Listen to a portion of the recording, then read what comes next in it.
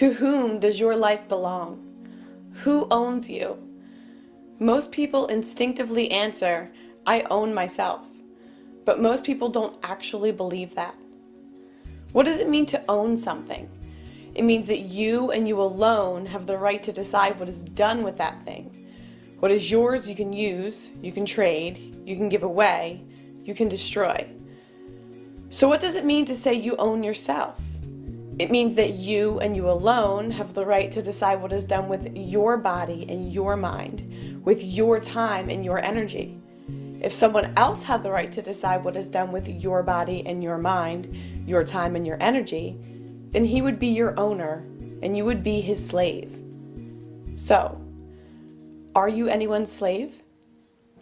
Do you pay taxes?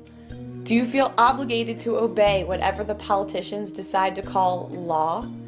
Do you imagine that someone else has the right to control you, to rule you?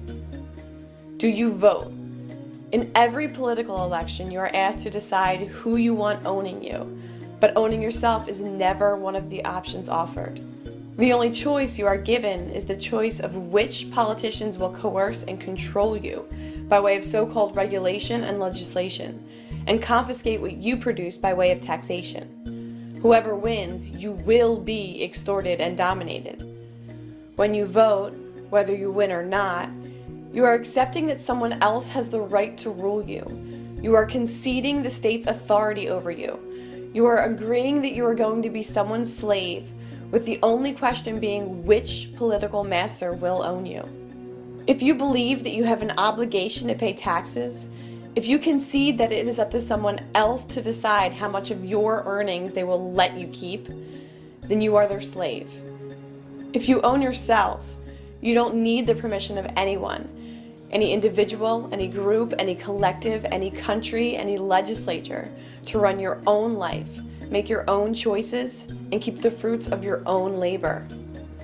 As long as the politicians see you voting, petitioning, protesting, and campaigning, begging for tax cuts, whining for different legislation, as long as they see you timidly obeying whatever commands they issue while begging them to change their so-called laws, then they know that they own you in mind and body. Writing or calling your congressman merely tells him that you still think he's important, that you still view him and his fellow parasites as authority, and that you still think it's his choice whether to let you be free or not. As long as you play their games and legitimize their system, obeying their so-called laws and paying their so-called taxes, acting as if they are your rightful lords and masters, the tyrants know they have nothing to fear. The slave master doesn't mind his slaves pitifully begging for mercy, as long as they keep obeying and keep producing wealth for the master to steal. Those in power aren't worried about elections or petitions. What they do fear is that one day their victims will realize the truth, will stop believing in the divine right of politicians, will stop calling liars and crooks lawmakers, will stop calling the tyrants, mercenaries, law enforcers, will stop believing that anyone has the right to rule them, will stop imagining authority where there is none, will realize that they own themselves, and will stop bowing to the parasitical, anti-human beast called government.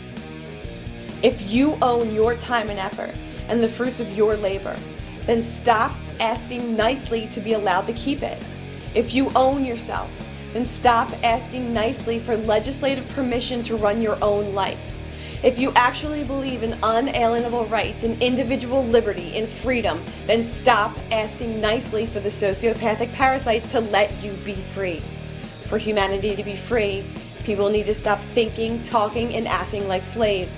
Stop bowing to megalomaniacs. Stop paying tribute to sociopaths. Stop obeying political parasites. If you truly understand that you own yourself, then start acting like it.